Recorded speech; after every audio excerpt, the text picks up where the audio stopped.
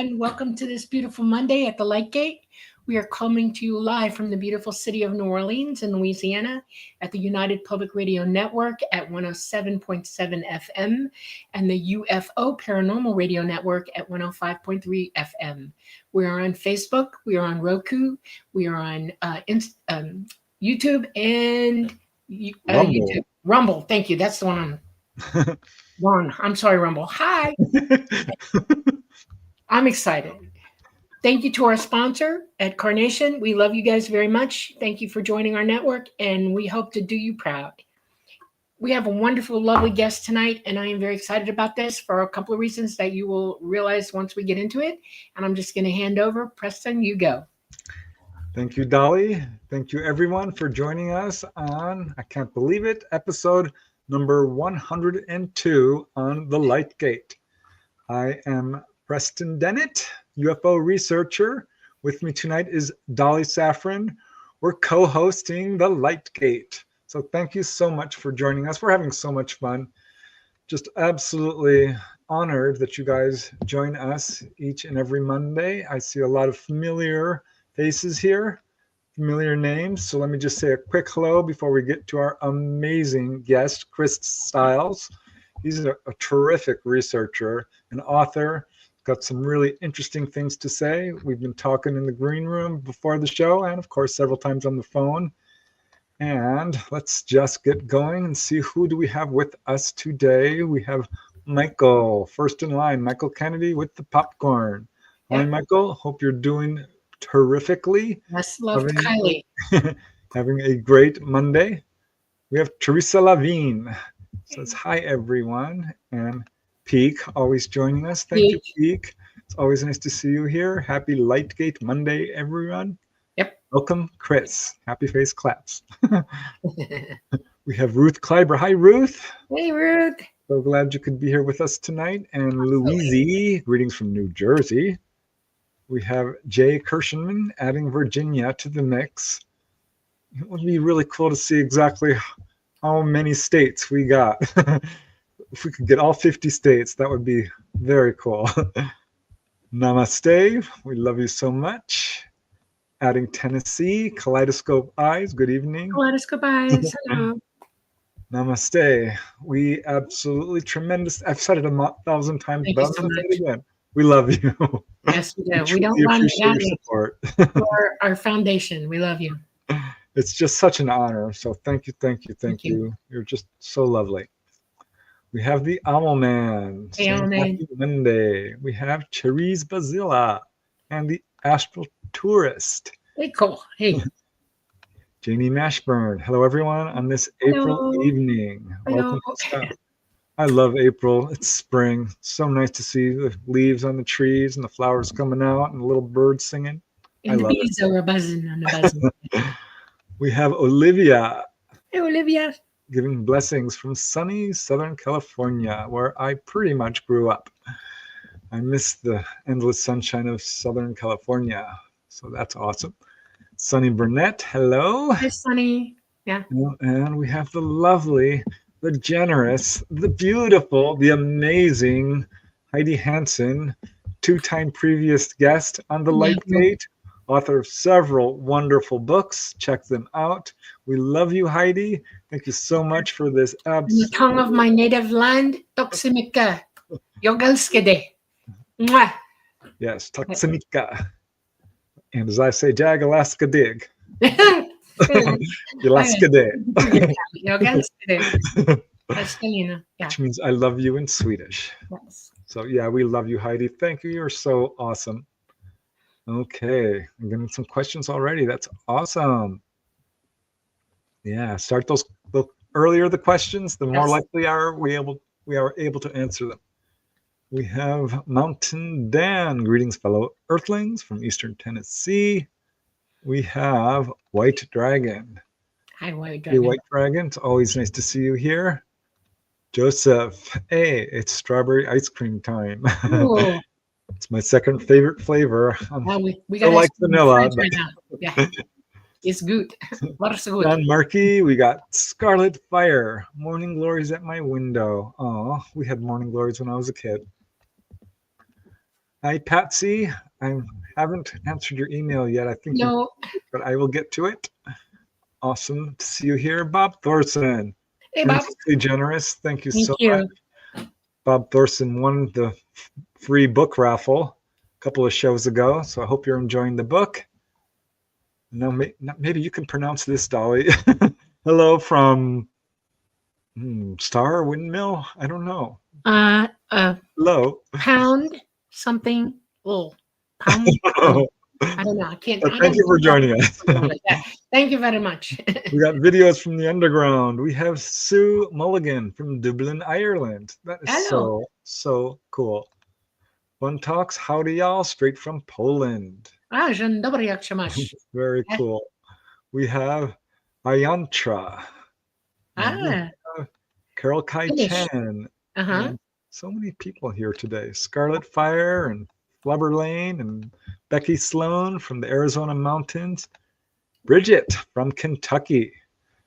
Hi, Bridget. TB all the way from LA. Yay. Raul, amazing. Thank you, guys Raul. are just so cool. Very sweet. Thank you very much. We truly appreciate it. It does help us to do this show. We're always looking to improve things. So we're able to do that because of your tremendously generous donations. So thank you. We got Catherine Brooke. We got Joe Monica. We got Larissa Marks. Hi. We have Hello DeBear. Oh, that's my godson, Izzy. Love you, baby. Mwah. No wonder he says, Glad hey, you're Mom. here. Very cool. My godson, yeah. That's awesome. Hey, yeah, Dolly, Preston all in chat. Oh, Bob Thorson, Florida. So yeah, we're getting all sides of the United States at least. Yeah. We have K9NE. This is the first live I tune into. What's discussed? We are talking UFOs, some specific Shag, Harbor, and all kinds of good stuff too. Yeah, we talk about all kinds of stuff. We have Kentrin Chameleon. I'm going to flag that question. We have Demetria Grado. And we have Renee Cruz and Renee. I so hope your shoulder is better. I was been worried about you and thinking about you. I know you went through a lot right now, and I haven't forgotten about it. So I'm glad to see you here. Just about out of time here. We got Lunar Dove, Angie, all the way from Australia. Yes. And Brian Morgan. Oh yeah, the one, the only, the Light Gate. Oh, it's very, very nice of you. Joseph A. Pacholi, appreciate it. Appreciate it. Oh, I get it. Appreciate it. Appreciate it. That's how I say it. Appreciate it. Okay. That's where you're from. Yeah. Took me a second. Yeah. Appreciate it. Brian, big hugs to all. Oh, Lunar Dove. So sweet. So kind. So giving. Much gratitude to you, Lunar Dove. Thank you. Janie Mashburn. Wow. Janie. How amazing, Janie. Thank you. You guys. You just make me feel all warm and fuzzy inside. Yeah. You really do. You want to hear something? This is the truth. It costs us money to be on the network, just so you know. Rumble costs money. Roku costs money. You know, it's crazy to us, but to go out to as many people, we have to pay for radio time. And you all are keeping us on the air. So thank you very, very much. You're keeping our... Yes. But our numbers are going up, which is really cool. We had an audience of 440, thousand. So that is, that makes me nervous a little bit. Okay. This is a shout out to our guest tonight, Chris Stiles. Tim Gallaudet recommends your book. Yes. How cool is that? Nice. All right. With no more wasting time, no more delay, let me introduce our wonderful guest tonight. I'm going to start by popping up the banner and reading our guest's bio. Super excited. I've been following his research for a while. I've said it before, there's not a whole lot of researchers that I truly respect. You can count them on, maybe both hands. Yeah. Chris Stiles is definitely one of them. So we're very excited, delighted, honored, and enthused to welcome Chris Stiles to the Light Gate. He's a very active UFO researcher who investigates both classic and select current UFO incidents that have occurred in Atlantic Canada. He holds to a blended view of the UFO phenomena that allows room for both the ETH extraterrestrial hypothesis and a significant psychological component, which I think is best because we really do need to consider all aspects of what's going on here. He is best known perhaps for his work on the 1967 Shag Harbor incident. If you don't know about that, I don't know where you've been, but you're certainly going to learn about it tonight. And I'm sure things that you don't know about it, even if you think you do. Chris has, presented at several MUFON symposia in both Canada and the US. He's served as a paid technical advisor with several Canadian UFO feature documentaries. That's cool. I've gotten paid peanuts once. Literally, they gave me a bag of peanuts for being on a TV show. I'm like, hey, you could at least pay my mileage. And they agreed to. But yeah, that kind of made me laugh. So that's awesome, Chris. Let's see. Such UFO feature documentaries such as Ocean Entertainment's The Shag Harbor Incident and Northern Lights. He has appeared in several US UFO specials such as Canada's Roswell and UFOs 2 Have We Been Visited? In 2019, he appeared in an episode of Ocean Mysteries with Celine and Fabian Cousteau. Dolly, a Cousteau connection. I like know you. the Cousteaus. How about that? Okay. He has been on pretty much all the major UFO podcasts, including, of course, Coast to Coast and tonight our show. Very excited. Chris is the co-author of 2 UFO books on the Shag Harbor incident. The earlier one, Dark Object, with Don Ledger, and more recently and more comprehensively, and this is probably the book you want to check out, Impact to Contact, published by Arcadia House. He co-authored that with Graham Sims, but his most recent book, and I'm hoping we have time to talk about that tonight, is titled Sweep Clear 5, NATO's UFO Encounter, also known as the Shelburne UFO or USO incident. This is available on Amazon. In 2023, MUFON Canada presented Chris with, get this, an honorary membership in recognition of his lifetime achievement in ufology. He is, of course, one of the organizers at the Shag Harbor UFO Conference upcoming this year in October. And Dolly and I are so delighted and excited to be invited as presenters. So we'll be talking a little bit about that. Without any further ado, let's bring forth our illustrious guest. Boom. Hello, Chris. Welcome to the Light Game. Hello, Dolly. Hello, Preston. It's great to be here. I love your format here and how you give such time to the guests and the participants and that. Love it. We need to see more of that. Yeah, we love interacting with chat. They're such lovely people. And we're going to have a Q&A session at some point here during the show. I hope there's some tough questions because I don't get any. I often find it disappointing. I shouldn't, but you go to these things, they're usually a love in. I like tough questions. I like the skeptics. I used Get to some smart ones in here. They ask really, really good questions. All right. Well, at the same time, I may have to say I don't know, and I don't hesitate to do that. I'm not an expert on anything. In fact, in my opinion, there aren't any experts in this field. We're all doing the best we can. We need to learn to get along a little better, the bunch of us, the different schools of thought, but there's a place for all of us and all of our efforts are needed. Yeah, there's always more to learn. That's one thing that's especially true. Oh, yeah. It's like endless, so many rabbit holes, endlessly fascinating. Yeah.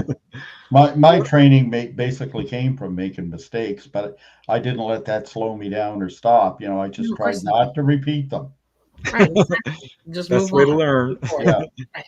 Yeah. All right. As I warned you before the show, I always like to ask guests because whenever I see someone, I can't help but picture them as a little kid running around, picking flowers and, going in the creek and getting pollywogs or collecting lightning bugs or what have you. How did you get involved in this field? Did you believe in UFOs? Have you ever seen one? Basically, what series of events led you to where you are today? I know that's a big mouthful, but I could answer in a number of ways, but I'll warn you first of all, I never really began as an investigator until 1992. But let's go back to childhood because some pretty significant things happened then.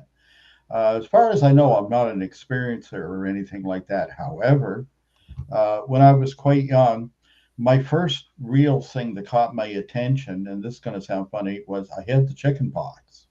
And I remember being home from school and laying on the Chesterfield and watching the old film Unidentified Flying Objects, the motion picture, Wow. while at home, you know, and it made a big impression upon me, you know, and even as a young boy, I understood the significance at the end of the film clips of the, you know, great cases at Great Falls, Montana, you know, Paul and what Mariana, were, yep.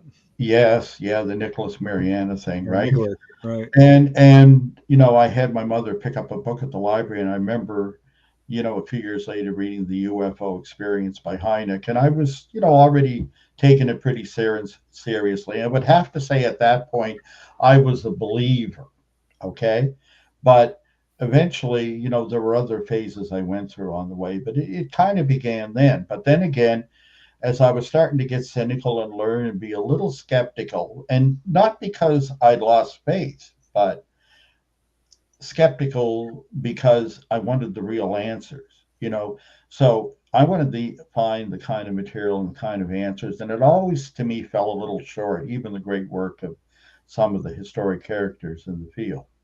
But I didn't want to be disappointed. I wanted the good stuff. I wanted the meat and potatoes. I wanted it to hold up to scrutiny, right? And this is what I was seeking, you know. Mhm. And but it drove me on. But if I had any doubt, they were washed away at the age of 12 because one night looking out my window with a pair of 7 power field glasses I bore from my grandfather's uh, chest of drawers because I saw a strange orange orb floating over Halifax Harbor, tracing the shoreline between shipping and that. And so I grabbed the binoculars to get a better view. I was supposed to be in bed and asleep 10:30 at night.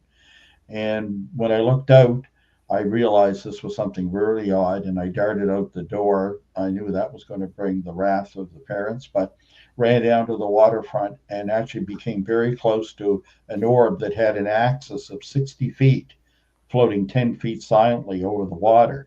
But upon getting to that position, I realized I looked around. I'm all alone on the wrong side of the railroad tracks on a big industrial harbor. And suddenly I'm terrified. And when this thing starts to approach and come near, I was literally frozen with fear, trying to run, but your feet aren't taking the message, you know, like I was literally standing in the gravel at the railroad tracks. And eventually I found the courage to run. And inside, that 12-year-old is not thinking in words. But every time I went to run, you know, the fear was kind of like, it's like a dog. If I run, it'll bite me. I'm gone. I'm dead. No one will know what happened. This is what's going through Wow. your mind without words. Eventually, I ran. And as I ran up an alleyway to get out of the scene, I look over my shoulder. As the orb passes closest to where I was without coming up onto the land, I realized it paid no attention to me whatsoever and continued on its leisurely way. But, you know, I ran home and I got a call the next day at noon. My grandfather was on vacation in Shag Harbor. And he said, I want to talk to Chris. He goes, he's not going to believe what happened here last night. So there you go. That was an early introduction. And suddenly it wasn't academic, it wasn't text on a page, right?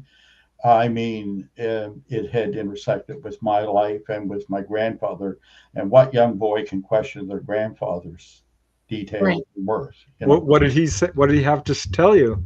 Well, he told me that something came down from space. The Royal Canadian Mounted Police officers on the scene were telling him, and they were searching for it. They knew it wasn't an aircraft, right? I mean, you know, I'm in the first few minutes, as I know from my research, you know, as they were piecing things together, they realized eventually over time there was no missing or late aircraft. The Rescue Coordination Center in Halifax Hmm. dispatches a lifeboat from nearby Clark's Harbor, 12 miles away. I mean, these are little fishing villages. Put this in perspective, it's so quiet that when they started up the twin diesel engines in the lifeboat 12 miles away, they could hear it in Shag Harbor. Right. And they moved to the Wow. thing. One of the most interesting things about the case, as I was discovered, is that no one reported a UFO.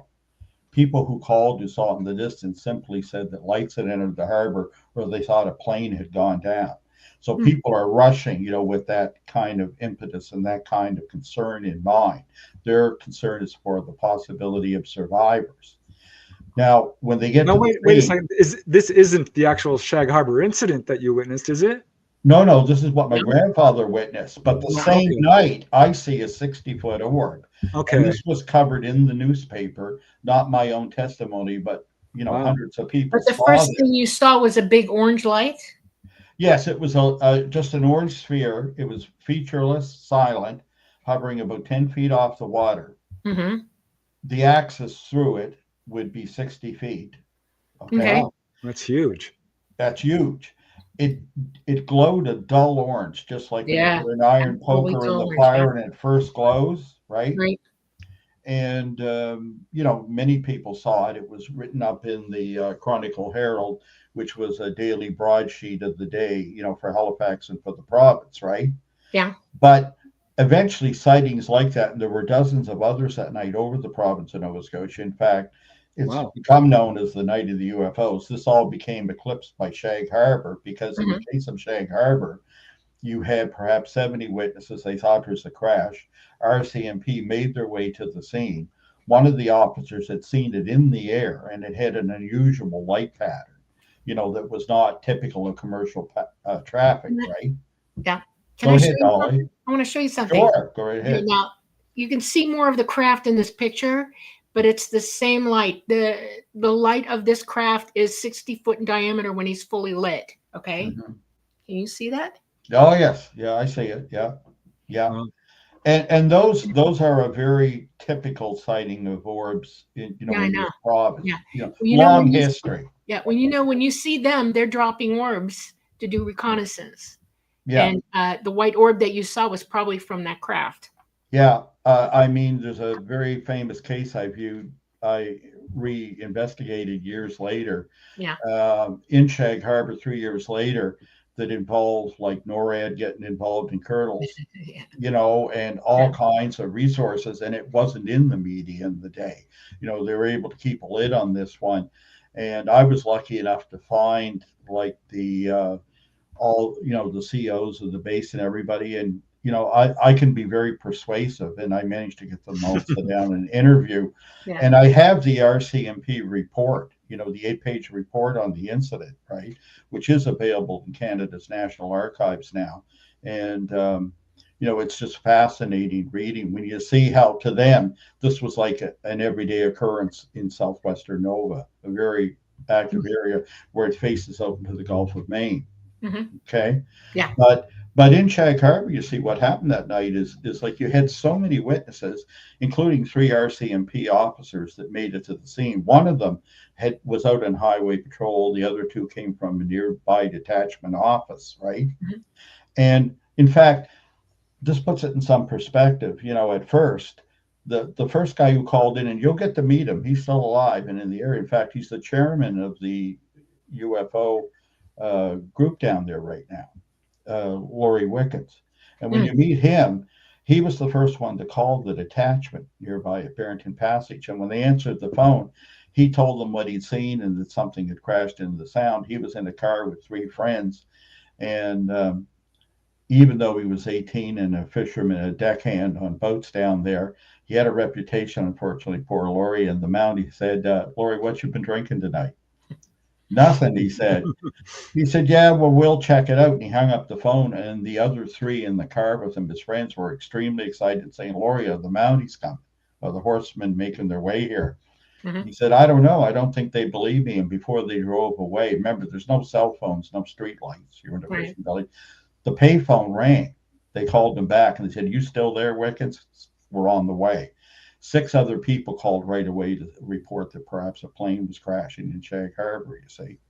So, but when the RCMP arrive on the scene, there's a crowd of about 70 people by a fish plant that's by the shore there, known as the Moss Plant. And they see the thing. It's still on the surface of the water, but now it appears as a pale yellow dome of light. Right. not a set An of orange flashing ball of lights. fire, right? Yeah. Yeah, and it's moving under its power toward open sea, Right. according to one of the RCMP officers. And in fact, he was sharp enough. These guys are well trained, and they write these things up. Ironically, there's no UFO report on Shag Harbor, though. You know why? Because no one reported a UFO. Hmm. But it was written up by the detachment, and Canada's Air Desk, our equivalent of what Blue Book would have been at the time, gets involved. There's military assets sent down and all kinds of things happen. But in that initial thing, there's no initial UFO report. They used to have a form for it called an HQ 400Q5 form. I hold lots of them that have been found. But yeah, because of that, so that's Mountie think. But what the Mountie did, they often do these brilliant things on these cases. He watched the thing moving toward open sea, and there's a known fixed buoy that's still there to this day. Locals call it the budget buoy. Hmm. And when the dome of light passed in front of it, it completely eclipsed the buoy, and the buoy stands 8 feet out of the water. Right. Well, that much of it was above the water line, Yeah, right? it was above the water line. Yeah, it wouldn't have been No. in the water traveling And like this was written up, yeah. So you find these great things, and this is something in Canada I've been able to exploit RCMP reports, that. Hmm. because unlike if someone's in Maine or Tennessee or whatever, a local sheriff can decide to ignore something, or no show here, go home. These guys can't do that. In Canada, they're a national police force, a provincial police force, and often, and in that community, in that day, they were the local police. Hmm. And they all are trained and have to respond to a federal strict standard. They can't fill a gas tank without filling out a piece of paper and putting it on file. Oh, wow. So it's a great resource where I've been going into cold cases, because Shag Harbor was slipping into the dustbin of history. When I called Stanton Friedman, he hadn't heard of it. Wow. I have a question for you because it's dogging my brain right now, right? Yeah, On the East Coast, on the Atlantic side of the United States, all the way to the tip of Florida and on the Gulf side of Florida, yeah, yeah. um, there are multiple what you're describing incidences and sightings. And I wonder if anybody's calculated why a craft would come in low and remain low and go out of sight that way instead of coming up overhead. What would be the point of that? Because it is a common occurrence all the way to Florida, literally up and down the coast of Florida. Stephen Greer has it on in South Carolina Yeah, as yeah. well. And I wonder if Well, anybody sat down and correlated all this stuff and asked yourselves, why is that? Why are they doing it that way there? well, they're not always low. And in fact, No, not always. the Yeah. night before in Shag Harbor, there was a near collision with Pan Am Flight 160, a cargo flight Hmm. that was coming up that left JFK and was on its way to Heathrow in London. And they fly right up the middle of Nova Scotia, right? Right. Okay. And when they were crossing this, the second book that you sort of plugged is the more detailed one there, Preston. The last chapter in that was something that there's a great piece there that's not in the first book. Hmm. And what happened was, they saw a set of lights in front of them. Again, these 4 lights, and they were getting concerned. And they thought it was something coming toward them, commercial traffic, with landing lights on. Hmm. And they're heavy. They're still building altitude. They're at about 33,000 feet. Yeah. And they're calling, air traffic control would have been at Logan, right? For it was controlling the airspace they're in, and they were coming up to what's known as the Davies intersection, where Yeah. they would get handed off to Canadian Air Traffic Control in Moncton. And they're asking about, is there any traffic in the area? Well, they're not painting anything on radar in the craft, in the jet cruiser, and neither are they on the ground, in Logan. And he's describing it's coming toward them. They said the only thing that we're painting besides you is something 20 miles behind and lower at 20,000 feet, a refueling mission, military out of Loring, right? Hmm. So anyway, they're gaining on these lights. And what happens is eventually, like it's a cargo flight, another crew was dead heading back to Heathrow with them. They wake them up. So you get 6 pilots, get this, in the cockpit watching this, right? And what happens is they turn down all the lights even lower than usual for night vision. And the flight engineer gets out of his seat and cups, because he's the least busy, and cups his hands to the windscreen so he can see better. And he's starting to get panicky. He says, Kurt, which was the main pilot, he goes, this thing's only about half a mile ahead of us. We're doing 500 knots. If something breaks off, we're just screwed. You know what I mean? Like, and he was the junior officer, and Kurt tells them all, get in, strap in. We're heavy. We're going to come out of autopilot. And they're still gaining on this thing. And then just as they go to autopilot, this thing puts some distance between them, and up it goes out of the atmosphere. Now, this is the night before Shag Harbor, and we have the reports. In fact, the pilot, who's retired, lives in Florida, came up here a few years ago and told his story on the stage. And I've spoken with the flight engineer, and they've given interviews and they've stood by their story. It certainly did not inhibit their career, right? Yeah. So you look at that activity that was going on in 67, at the time of the incident, you have not just, all the local people, but, you got RCMP officers watching this on the ground. You got 6 pilots in the cockpit, right? I mean, and all this happened. And that whole part of the story, before I researched it, never came out, and wow. It's just got such a depth. And every time we find out some news source, whether it's lighthouse records, pilot testimony, or whatever, this case does not evaporate over the decades since I first started digging into it in April 92.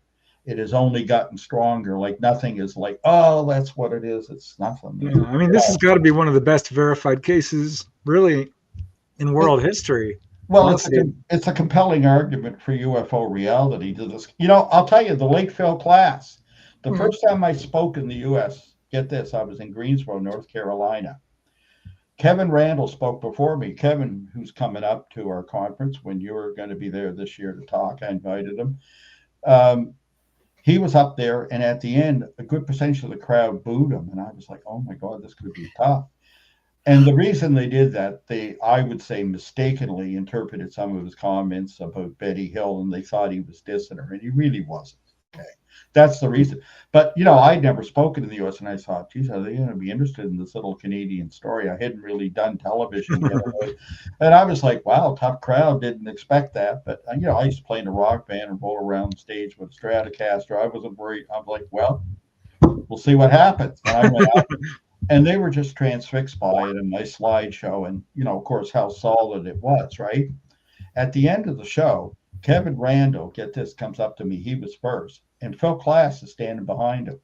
And Kevin says, here's my card. Come up to my room. You're the first chapter in my next book, which it turned out I was, which was the Randall Report, UFOs in the 90s, which was one of the first things to come out about Shag Harbor, actually, that chapter, before I ever wrote anything. The next guy to come up is Phil Klass, who didn't fall asleep as he did for Kevin. He's got the little tape recorder. He come up to me and he nodded, and he asked to have his picture taken with me. He said, yeah. He said, well, I can retire now. You Canadian guys have solved everything like this. I said, well, not quite.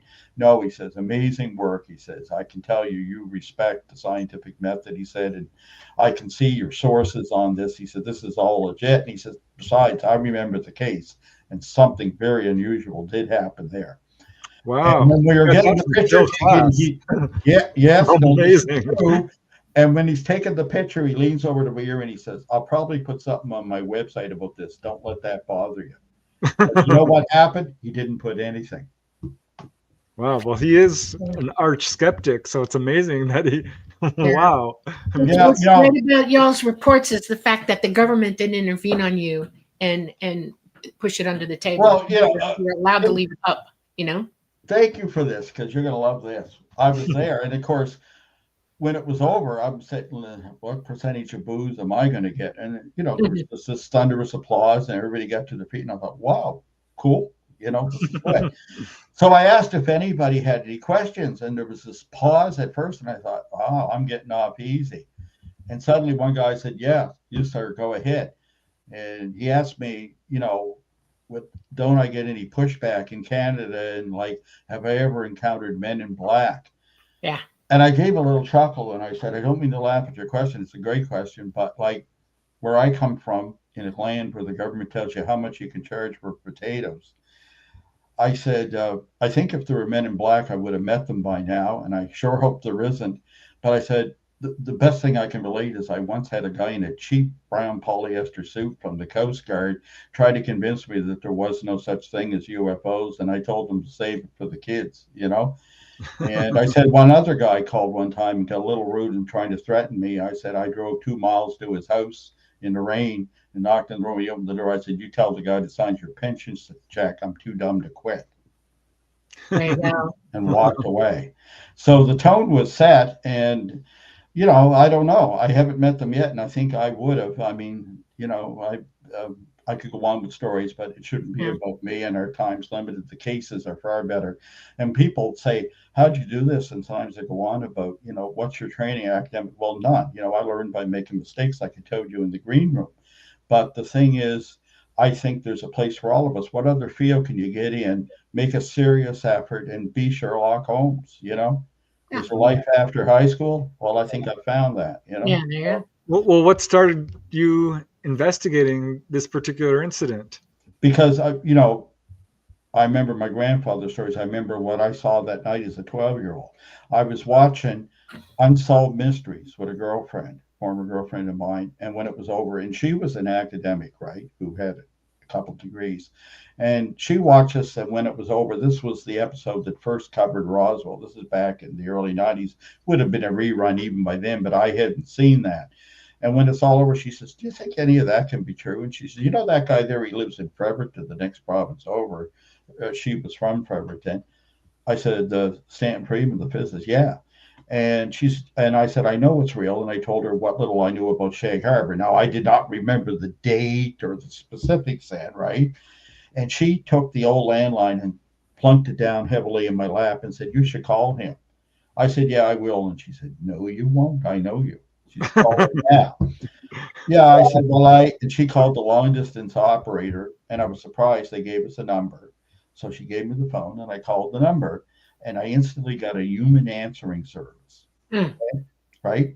Mhm. And they said, "Well, if it's an emergency," and she hollered, "It's an emergency," like this, She said, "We have a contact number." So they gave me a number. I didn't know where I was dialing. I didn't check. This is before calling plans and cell phones here.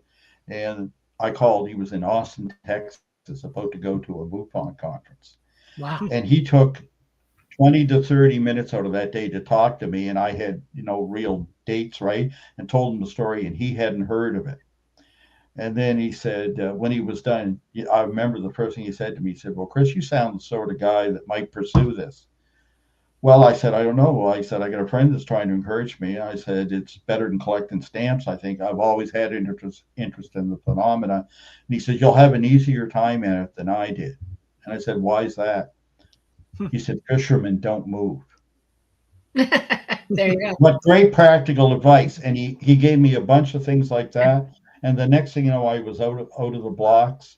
He passed my name on to the Fund for UFO Research. Less than a year later, I had a $2,600 US grant, spent 2 weeks in Ottawa going through the paper trail, and found Wow. stuff when I sent it to him. It said quite clearly what the Canadian government thought about this at the day.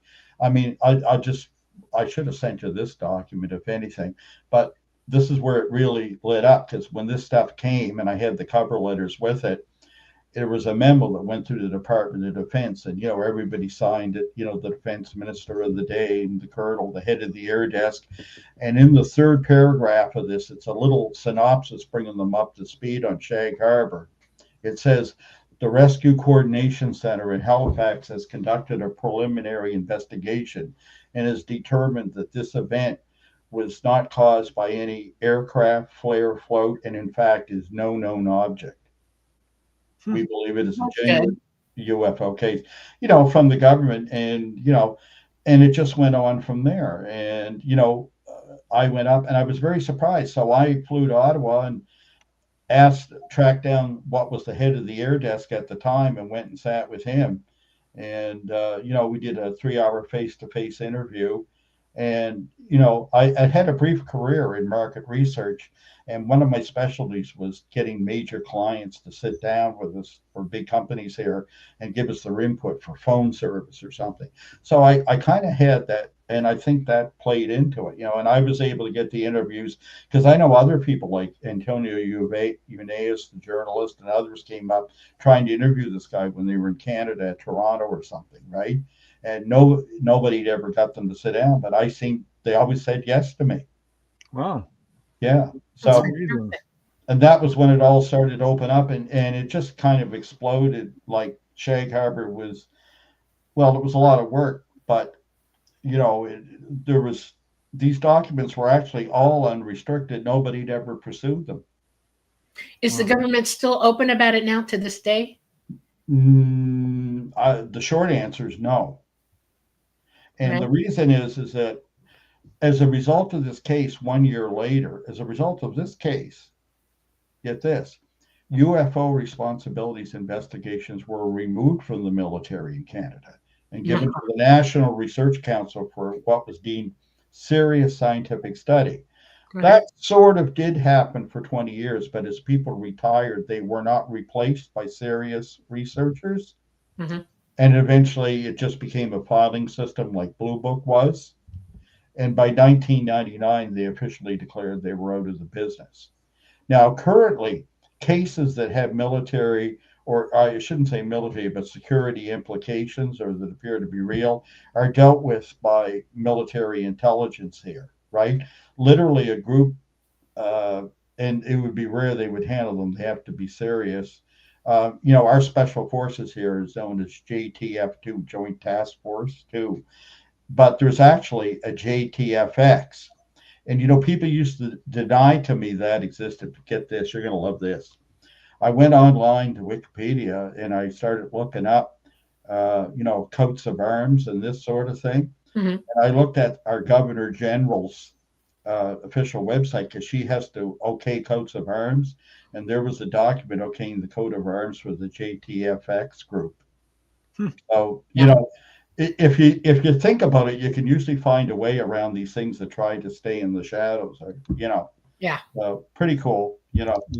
So the Shag Harbor is an incredibly complicated and extensive incident that went on for a couple of days, right? So could you give a sure. rundown sort of the whole incident? Because you know, I'm sure there's some people here who've never even heard of this. Sure. It begins on October the 4th, 1967, Preston, right? And what happens is people see a set of flashing lights in the sky. It's a clear night, right? You could see 6 magnitude stars with open binoculars, right? Perfect view, and something you don't get often in Nova Scotia. If you do, it's usually the fall. And of course, it was October. And they're flashing in an unusual pattern like 1, 2, 3, 4, and they'd all flash together, right? Not something commercial traffic does. These things were seen to fly first in an easterly direction and come in off the Gulf of Maine. They hover over the water of Shag Harbor for about 5 minutes, and the craft is seen to tilt to a 45-degree angle, descends rapidly to the water surface where it strikes. Now, all those 7 witnesses, they lost sight of it temporarily behind the tree line, right? However, since then, I found somebody that saw the moment of impact. The lightkeeper's wife was up knitting on Bon Partage Island that sits in Shag Harbor, and she saw the moment of impact. And of course, she was one of the reporting witnesses, woke up her husband, who was supposed to be awake but was catching a nap. And she was holding down the fort, so to speak, right? And she saw the thing coming toward her. And we only got this testimony a few years ago. You know, once I found who the wife was, I had interviewed the lightkeeper before and asked him, and he said he saw nothing, and that was true. And I asked him about his wife, and he said saw nothing, but he didn't tell me that at the time he had a former wife. So we went back, tracked her down. And when I sat her down for an interview, and this was, like I say, not many years ago, it was really something. And she tells her story, and she was at a position on the island where the thing's coming right toward her, but, you know, hits the water, I don't know, maybe, let's say a kilometer away, but perfect viewing conditions. But here's the rub, here's the good stuff, is that when it hits, she's not just seeing lights, but as it slips up through the water, this sort of transmedium effect, as the water wells up over it, right? It reflects that light back upon it, and she can see it's a classic silvery disc, Wow. entering the water. She had a perfect view, and she woke her husband up, and he told her she was crazy at first. And then the phone's ringing because everyone was reporting RCC calls for him. How Coast Guard's dispatched. 2 days later, the Navy's there with divers and ships. I have a question. I got a couple of questions. Hopefully, you got an answer. All right. How deep is the water there? It's shallow in the sound where it first struck. It would be like, you're going to want it in feet. It would be like 30, 40 feet, quite shallow there, but it was moving toward open sea and deeper Okay, a water. few fathoms. What Yeah. kind of life is in the water there? What kind of fishing life is there? What do you all fish for off of the Oh, lobster. lobster? Yeah. Lobster's the big thing, but I mean, there's ground fish. And they rake things like Irish moss was a big thing. Not so much now. Now it's rockweed. Irish moss was used to like thicken ice cream and stuff. Yeah. There was a plant there that used to process it, right? Okay. But lobster is the big business there, right? Right. Yeah. Is there anything about Shag Harbor that is, would possibly draw the attention of ETs technologically or geologically? It is positioned between two U.S. bases that are in Nova Scotia. Okay. Were any of them nuclear at the time? In other words, did they have a nuclear reactor on either one of them? One of them was illegally storing nuclear weapons there. There you go. Okay. Oh my goodness! Illegally. That was the Shelburne base. Well, I say illegally because there was a treaty at the time, and they weren't supposed to be doing that. Right. Yeah. That would change. The two bases, by the way, that they were between, one was called Canadian Forces Station Barrington at Backerel, quite a mouthful. And what that was a NORAD radar facility. Yep. And it was a manned base. And that one was that end, everybody's heard of the Dew Line up north, but there's also a Mid-Canada line, and below that there's the Pine Tree Line. Right. And the Barrington base was that end of the Pine Tree Line where it enters the Atlantic, right? Now, the other base, of course, is Canada's most secret base back then, which is the Shelburne base, Canadian Forces Station Shelburne. And what that was, which we explain and know even in Dark Object, is it was the coordination center for submarine detection for Soviet subs in the Atlantic and the Pacific. There were 64 SOSA stations around the continent, and they were all hardwired into Shelburne. Okay? So it was pretty important. And it operated under a cover story. It first became operational in 1955, the year I was born. But in 62, it came under an arrangement similar to NORAD, where it was shared. 1 year it would have a Canadian commander. But back in the day of the Shelburne incident, it was U.S. personnel only, right? And that base was, like I say, it was a listening post, right? And it was the coordination center for all listening posts. Are you privy to whether those bases locked down during this incident? Well, yes, they were. The radar base claimed no detections, and I even looked at things like the annual Strokers report in Ottawa. Like, believe me, when I started having that early success, and for a guy like me coming in out of nowhere, I mean, I was I was obsessed through the 90s. I was a lot of work. If there was somebody I could sit down in a chair, do an interview, and bend their arm and get, I did. If there was a record somewhere, whether it was in Ottawa, I mean, I even got the Canadian government to set up a meet with me in the KGB. Oh my gosh! I mean, well, yes, because they're archivists, right? Remember, back at that time, things were falling apart there, right? Yeah. And I'll tell you, it usually gets a giggle when I show the document, the letter, and the arrangement.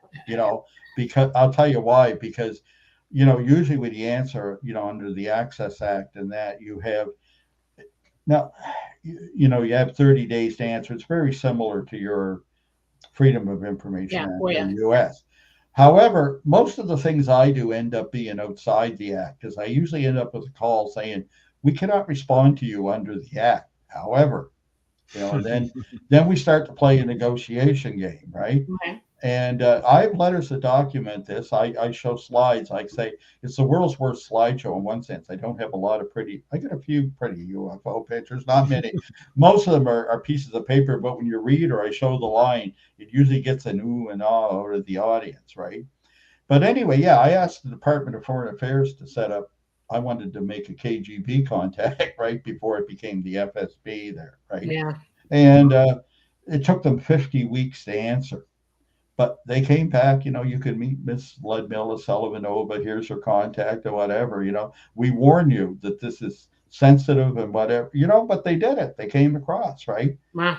I think that's the difference is, I just, until somebody stops me and says no, I'll just ask, I'll just Oh, proceed, you right? should. Actually, did the military out there make any mention of the incidents? In other words, did they make a formal declaration of what went on from their end of it at all in all of What, this? back in the 60s about Shag In Harbor? 67, yeah. Well, eventually, like what happens is Canadian Navy divers are sent. There were 7 of them. Right. I interviewed them. I found them.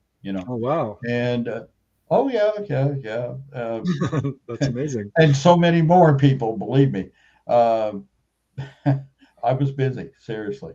Anyway, these guys, but it's well documented in the books, right? But yeah, I mean, what happened in the end is the search was terminated and they claimed nil results, right? Yeah. Now, in my slideshow, I have all the military telexes that went between the bases. Telex was the primary form of communication then before the internet, right? Right. Kind of an early precursor. I have all the orders and the communications between the bases on the case, right? And, there are a few things in there. Perhaps the most telling one is when they decide to, actually send the Navy down, and have 7 divers from the Fleet Diving Unit show up, is there's a one that goes from the air desk to Shelburne and to, Maritime Command in Halifax to order an underwater search ASAP. And what's cool, what often tells us that when you look at these, if you don't understand the military jargon, at least as good as I do, it doesn't mean a lot to you. But what tells you most is the margin notes where they wrote in. And I always remind people, no, I didn't write them in. These came on microfilm, and here's the cover letter. Right. Right? You can Yeah. even rent Now, your we had own some copy. guy at a desk trying to log this stuff in, and they write notes about it as they're logging so they don't forget to put it in with the log Well, when official. I picked this Yeah. order up, and on the top in giant letters, it's got UFO underlined 3 Yeah. times, an Yeah. exclamation mark. Right. And then when I got to the hotel, the guy who wrote that, I could actually recognize the printing was Squadron Leader William Bain. And that's the Yeah. man I sat down for 3 hours, who was one of the 2 majors running the air desk, right? Yeah. Wow. And You yes. talk to everybody involved. Well, what did the divers see? I'm curious. Did they actually see anything? Well, in Shag Harbor, they saw nothing because, unusual, because when they got there, it was all over. Right. Think Oh, about it. It happened. This thing had moved toward open sea, right? right. That's what I remember. Yeah. But that's extremely different from what happened in Shelburne, where it's wow, 2 cases that are totally dissimilar. And for a long time, people, when I first leaked the story about Shelburne and was trying to make sense of it, and it took me 29 years to come up with the evidence and get it straight, and I really thought it was never going to happen. And Shag Harbor, I used to say I always described as the gift that keeps on giving. Yeah. And by that, I didn't mean monetarily. There's been a little of that. However, yeah, they gave me a little more than peanuts, but it's still pretty meager. No, I know. I love your peanut story. But anyway, yeah, Mhm. I would describe Shag Harbor as the gift that keeps on giving, because every time we found evidence, the case got stronger. It was another element. It was interesting, became more real, and greater proof. Shelburne was the fly in the ointment. Shelburne drove me crazy because every time you thought, well, we got it, we're getting something, it would not make sense. It would not fit, right? People would cancel the interview. People would slam doors at me. People would threaten me. It was a man, he says, we cannot talk about that, right? And yet, one diver told me in the beginning, they go, yeah, well, Shag Harbor, we knew it was over when we got there, but we had to look. There might have been debris, there might have been impact, But he said, well, Shelburne, don't you? And I was like, well, Shag Harbor's in Shelburne County. No, no, no, no. Long before that. And of course I hadn't. And when he first told me the story, it sounded crazy. He said, well, yeah, there was two of them sitting at the bottom. Jesus, he said, there was no doubt. I said, well, how do you know there's no doubt? I said, how do you know it wasn't something the right? Oh, Jesus. He said, there was live aliens in the water. And he started naming guys who were there. And some of them were guys that my father dove with in the Navy and that, like, I'm like, Wow. okay. But it would take 29 years. And, when people get the book, in the book, some people had complained that the book's a bit of a tease in the sense that the first half of the book is all the things I did that didn't work, but it has to be there to tell the story. And then I make the breakthrough and it all starts to come together, right? But that only happened in like right at the very end of 2022. So I dashed off that book real quick. I mean, after 29 years of looking and coming up dry, when it finally you find the key that made it all fit together, it's like, eureka, Was this a crash in Schaumburg? And there were aliens Shelburne. in the water? Well, or were they actively doing something? what happened, like the cover of the book suggests, right? This was a NATO mission. There was 18 vessels, 10 US, 8 Canadian, and a large Canadian diving platform. And they were down there on a mine-sweeping training mission in Shelburne Harbor, right? Nowhere near the town. Like the harbor's way inset there, almost like a river. You're about 10 miles out from the town, right at the most of it. And out there, they had set up an 8-mile dogleg course. And what happened is they swept the course. There was a bunch of dummy mines there. And the two large ships, the large Canadian ship, and this mission was under Canadian command because it was in our waters. There was only a 12-mile limit then, but that's the reason. And it was my father's ship. This is one of the biggest shocks. When I finally found the correct date, because I could never find the date of the mission, my father was on the mission. I had no idea. He took it to the grave. He was a medic on HMCS Cape Scott. It was a large 500-foot vessel. It was a floating command center that we had for NATO missions. Yeah. And he was on that. And the large U.S. ship was USS Orleans Parish, right? Okay. And the mission, once they swept this thing, was to send these two large ships through the 8-mile course and see how many, if all the dummy mines are gone or they set a few off, right? What happened was when they were ready to do that, as the divers told me, about an hour into the mission, it all goes sideways. They know there's something odd going on down there. They send divers down and they find 2 USOs sitting on the bottom, one damaged, and there's live aliens in the water. Oh, and at first rested. they have trouble convincing the surface what they're seeing. Right. And, I mean, they don't even have the words for it. This is 1960. Eisenhower's still president. Yeah, you have evidence of a rescue. They have one go down for whatever reason. I have the ship's log now from the Cape Scott. Yeah, that's cool. Yeah, they don't leave men behind if they can help it, and they will go down for stuff. So yeah. And you know what? All the things they told me, all the stories that drove me on, and I was the last guy alive that heard these men tell the story as they were passing away, but none of them, they were terrified that they would. I don't think they actually knew the date, but one of them had said to me, it was before the Cuban Missile Crisis. Yeah. So I thought it's long before Shag Harbor, but people tried to join it to Shag Harbor and make it the end of that story because they thought, oh, big Navy operation, whatever. Shag Harbor didn't need anything, but people, and I would argue with fellow researchers, co-authors, particularly TV directors, editors, and say, no, I don't believe that. Well, Chris, can you say it wasn't? No, I can't say it wasn't because I don't know what the date was. I'm searching. Eventually, I went through every record of every logbook in the Canadian Navy. Yeah. And I worked backwards from Shag Harbor. Trouble was I stopped most of them around 61, and it turned out it happened on October the 12th, 1960. Well, they would have had the American ships would have had the ability to film. Did you guys have the ability? Your ships have the ability to film underwater? We filmed it. Okay. Okay, so I'll give you a real compressed thing of what happened, of the real, the climax of this thing. So they do that, and they're calling to the surface, and these guys are like, "What the hell are these guys talking about?"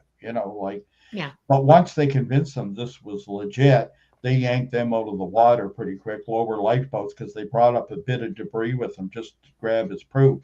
Mhm. And one of these guys had a special camera with them and everything, and because they were supposed to make this little training thing for the video, he filmed it. He Okay. got the film. But when they get to the surface, when the divers first told me the story, which by the way was on Good Friday, 1994, Ah, okay? Yeah. And it took me 29 years to make the breakthrough. The way they had always described it was, oh, Jesus Christ, all hell broke loose. We got up, the captain of our vessel, and they go, he declares like emergency action stations. Alarms are going off on all the ships. Men are all given firearms like we're going to be boarded and all this. Yeah. And I'm like, I'm trying to picture this. And this is nothing like Shag Harbor. Yeah, well, see, I'm okay, second question. How did the Americans react to it? Because they were in the water with you.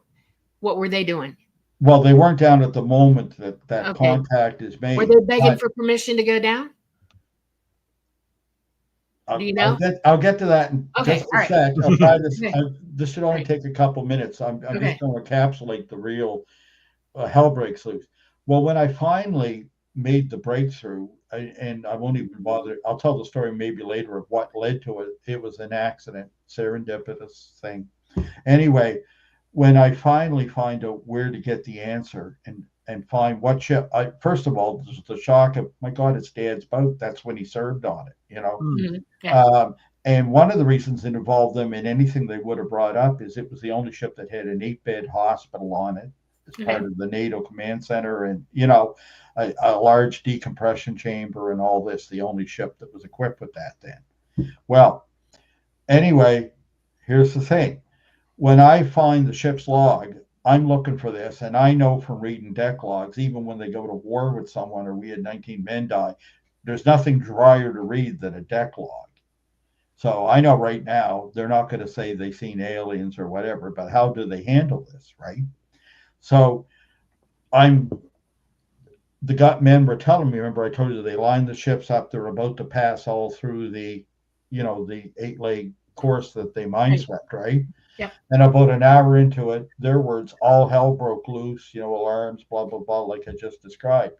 So I got the ship's log and it's got first enter swept channel, you know, did this, did that. And it's got all these foolish military jargon orders. I won't bore you with that. I know what they all mean nowadays. I've done so much of this. But sometimes I think I was in the Navy, but I wasn't. I never served. Anyway, I go an hour in and there's nothing. I go a little further. I get about 90 minutes in. Remember, when they're telling me the story, it's already 33 years old. Right. It's now 62 years later. Wow. And so I'm like an hour in. I'm starting to lose faith. I get 90 minutes in, and I see them lower lifeboats and yank everything out of the water. And it doesn't just say emergency action stations. I saw something they didn't mention, and they probably didn't know because that would have happened by the brass in the bridge, Right. right? Exactly. Yeah. Something supposedly has never happened in history. If you look up on Wikipedia, if you look under the DEFCON system, they declare DEFCON 1. One. Okay. Wow. Supposedly That was in is my head. I never- wanted to know that. Okay. DEFCON 1. Yeah. And when I saw this, I read it about 10 times. I'm like, no. I'm like, and you know, the first thing I'm doing is making sure they use the correct verbiage and everything, because it should say assumed, right? And reverted. You know, like I know all the naval rules. And I looked at this, and a special stamp went in at the bottom of that page, and the captain had to sign it, you know, Commander Angus Rankin, right? And, you know, permission came from Maritime Command, you know, Rear Admiral, you know, it was all there. And I kept looking at it. DEFCON 1. Well, that's never happened. Yeah. That's what we've been told. Not even by commander in the field. Yeah. Most And if people you who are read listening about the don't DEFCON understand system, that DEFCON 1 to 5. 5 is the least.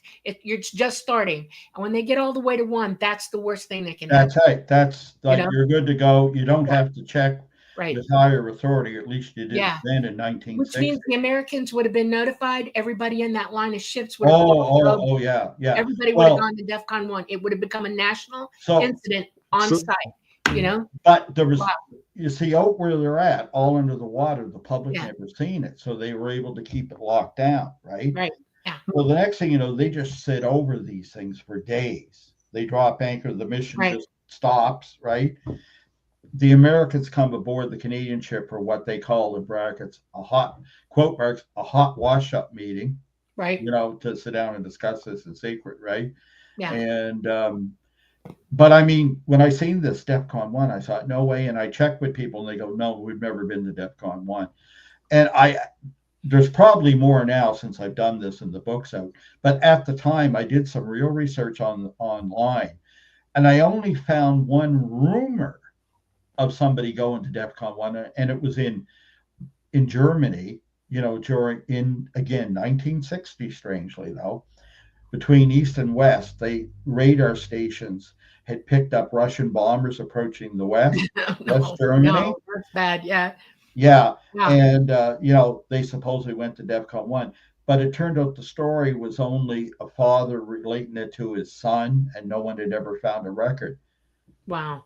So when someone says DEFCON 1, the ship's logbook in my hand. Yeah. DEFCON 1. What exactly does it mean? I mean, what would be of such urgency to go to DEFCON 1?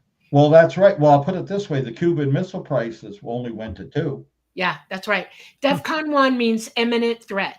Right now. Well, you're good to go hot. Yeah. Like they could lob any weapon they want without. Right. They don't Everybody's fingers on the button. They're watching. Right. It is the most stressful moment there is. When 9/11 happened, the entire country went to DEFCON 1. Everybody in America. It did not. No. I don't know. I was in the military then. I know. It went to 2, and the Air Force went to 3 for over a month after that. It's all there. You look it up just on Wikipedia, or even I don't know. I think Wikipedia doesn't tell the 100% truth. No, it doesn't. And I've gone to other sources. Yeah. But I was in the military in the U.S. We went straight to DEFCON 1. There were no flights in the skies in this country for 11 months. Down. Everybody was down. Everybody was put on alert. We landed a lot of them. We walked. DEFCON 1. We were on. They really? Wow. Yeah. You can ask anybody who was in the military then; they will tell you point blank it was DEFCON 1. They landed 60. Yeah. Well, you know what? I can't say you're wrong, but I know one thing is that's what they claim, Dolly. I know, but they're not going to tell you the truth about anything. Yeah, but they can't say that anymore because I have the record of them doing it at least once now, don't I? Yes, you have a record there for that. Oh, I do. Yeah, it's in the book too. I have that record. It happened. They went to DEFCON 1. Now, some people, when I first looked at it, see, the first few years when the Canadian Navy was in, we were still adjusting. We'd only been in the system for a year then. And the record keeping didn't always match up. We didn't write out DEFCON. We'd have assumed DC1, reverted DC3. Like we had a different initial. The next year we had ours aligned with, how the U.S. wanted it, right? We had just become signatories between Eisenhower and John Diefenbaker on the system. Yes. Wow. And, it had only been in place. In fact, ironically, exactly 1 year when this happened. But no, the point is, I'm just holding this against the thing. Like we may have gone to DEFCON 1 a number of times. I don't know. But they've always claimed they never have. When you read any definition, most people wouldn't get beyond Wikipedia. I've gone beyond. Any written record claims, that they never did. But now that I got them to release a logbook where it's recorded in it that down off Shelburne, of all places, in a supposedly a peacetime minesweeping mission, we went to DEFCON 1. Yeah, well, it's UFO related. They already knew ET existed then. That's the point. Sure, they did. And they considered a national security threat already by then. They knew because they had plenty of observational evidence that they were there and that they were in the skies and in the water and everywhere. And most people on this planet don't know that. How soon they knew, Yeah. So this is shocking to me that you've got the paperwork for that. That's cool. I would print that in a book. Well, I did. Okay. Because, oh my heaven. Yeah. And by the way, hey, Tim Gallaudet liked it. Hey, he buys it. But, a lot of this is probably just from government cutbacks and sloppy record keeping. And, like a lot of the times when I request stuff, you get some young staffer and they're like, what are you asking for? And they go, did we actually do that? Yeah. And they actually get into it. Sometimes what I used to do in the old days. Here was my early technique back then, before I even had a computer or phone. Okay. In the early '90s, I'd go looking for something, and I would send in like a written. They had these ugly green forms, like for an access information thing, Yeah. and they'd send back a negative result. So I would call them in the middle of the night. Nobody would answer and leave a phone message. They used to be duty bound to call you back on the phone. So when some young staffer called, I'd get them interested in the case. And they were tired of going looking for a photo of what Billy Bishop wore when he went to war in World War I. So they would start researching for me up there, and they'd find it, or tell me what to do. I mean, I now have a list of like every Navy ship and what box it's stored in and the file number. So when they don't find something, I go, no, it's box whatever. I have it here. They go, how would you know? Well, I know. You go check for me and you'll find it, Yeah. Okay, so here's my question. So these are two separate incidents. Absolutely. Yes, absolutely. And is it your estimation that regarding Shag Harbor that was a craft in distress coming down? It seemed to be more like a controlled ditch maneuver. Like it wasn't a crash, but I mean it's categorized that way. We think we have a separate category for that. But what the point is, something of unknown origin, I would say extraterrestrial origin, extra temporal or extra dimensional, take your pick, something not local, came down that night and penetrated our skies and defense systems. And it had so many witnesses. And we now know what the Canadian government thought about it because of some of the documents I've retrieved and released, that it would be hard to deny. Now, you could chalk it up to, I don't know, Cold War jitters or something, but I'm sorry. Like it happened. There's nothing anybody can do with it. It's like rock and roll. You can't hide it away. It's out there. There's nothing the FBI or the CIA can do about it, and people don't worry because there's worse things that come along now than rock and roll. Right. But, and the Shelburne incident, in a nutshell, is basically these two craft, did you say, parked on the seabed, yeah. So did the most of Shelburne Harbor, very near what's called McNutt's Island. Yeah. So right. you don't. We'll go when you're down. I'll take you out to it. We'll go see it. Oh, I'd love to. Yeah. How deep was that there? And was that? Okay. Did they appear to be in distress as well, or were they just? You probably want it in feet, don't you? You're not. Meters is fine. I understand meters. No, fathoms. I know fathoms. In fathoms, yeah. Okay, that's we're pretty talking deep. 42 feet. Fathoms. Yeah, you 42 come up to feet of water. Yeah. So that answers the question when people say, well, why couldn't this be a Russian sub? A Russian sub, first of all, can you imagine it coming in where there's 18 NATO ships and sitting? No way. No. Yeah, no. In the Cold War? No. That would have been a hot war pretty quick. No, and I'm sat curious. on the bottom. I gotta know this. Side and probably knocked on the conning tower. No, you know what I mean? How deep was it? I didn't hear. 15 fathoms. 40. No. 7 fathoms. 42. Oh, 7 fathoms. Okay, all right. Only 42 feet. That's not deep. Hell, 42 feet. Okay. 42 feet. That's not deep at all. Oh my gosh! No wonder. So I have the exact coordinates of where they were. Did they bring anything up? Do you have evidence of that? Did they bring? Yes, yeah, and I can tell you where it ended up too. Where? It ended up at the Naval Research Establishment on Grove Street in Dartmouth, Nova Scotia. Okay, was it 1 or 2 crafts?